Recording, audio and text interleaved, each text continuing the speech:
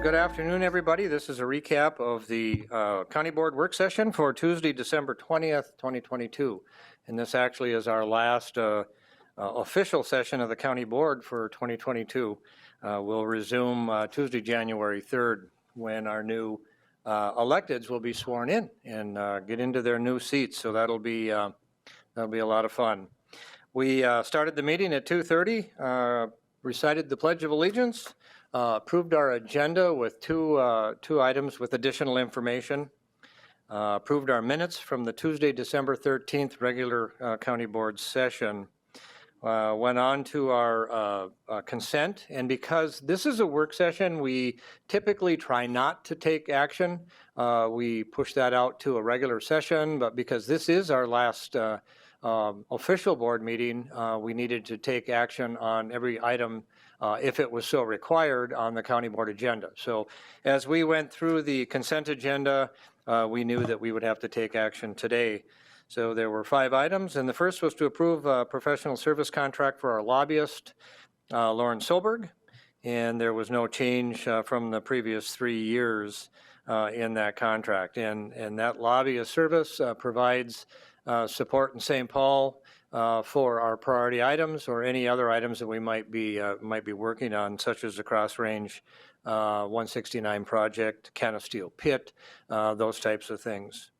Number 2, approve the memorandum of understanding between the state of Minnesota and Itasca County to receive grant funding for AV services and equipment that will go into the new part of the courts that will be in the new law enforcement addition, not to exceed $331,500. Number 3, we approved the extension of the 2023 service contract, and that would be for road maintenance, excuse me, on the Chippewa Forest Road, known as the Eagle Nest Road, leaves Highway 46 and goes towards the East Winnie area. Number 4, upon recommendation with the county engineer, award a CASA 52 clearing contract to the lowest received quote and authorize the use of unorganized township funds for that clearing.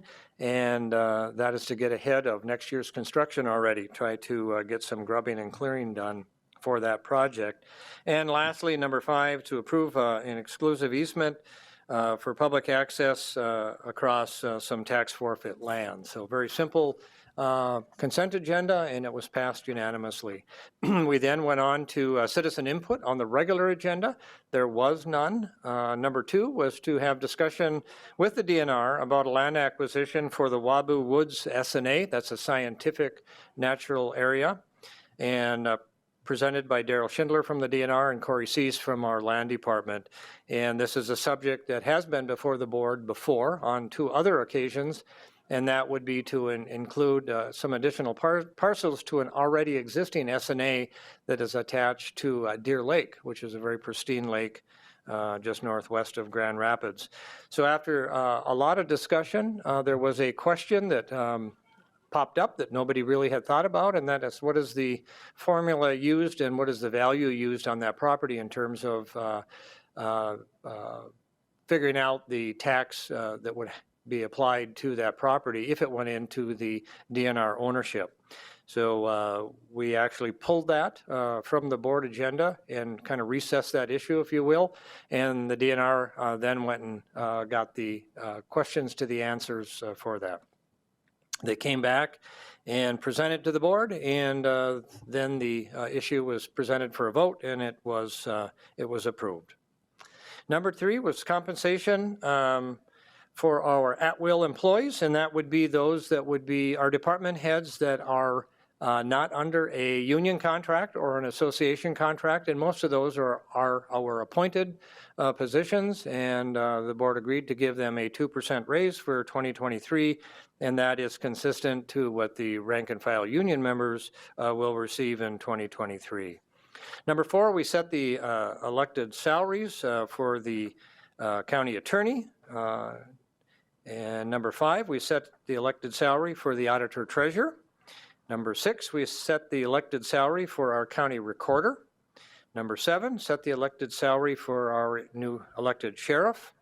And number 8 had to have discussion about what would the salary be or any increases for the county commissioners. And after discussion, both in favor and against any increases for the county board, it was put to a vote, motion made by Commissioner Ives, seconded by myself, that the board would receive no increases for 2023.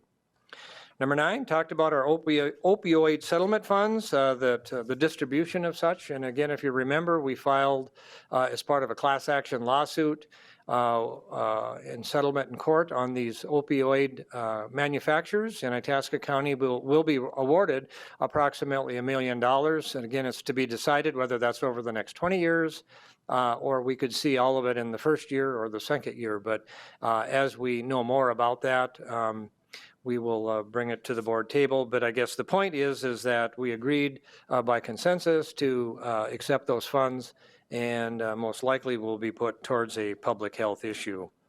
Number 10, we looked at a community supervision resolution, and that was passed.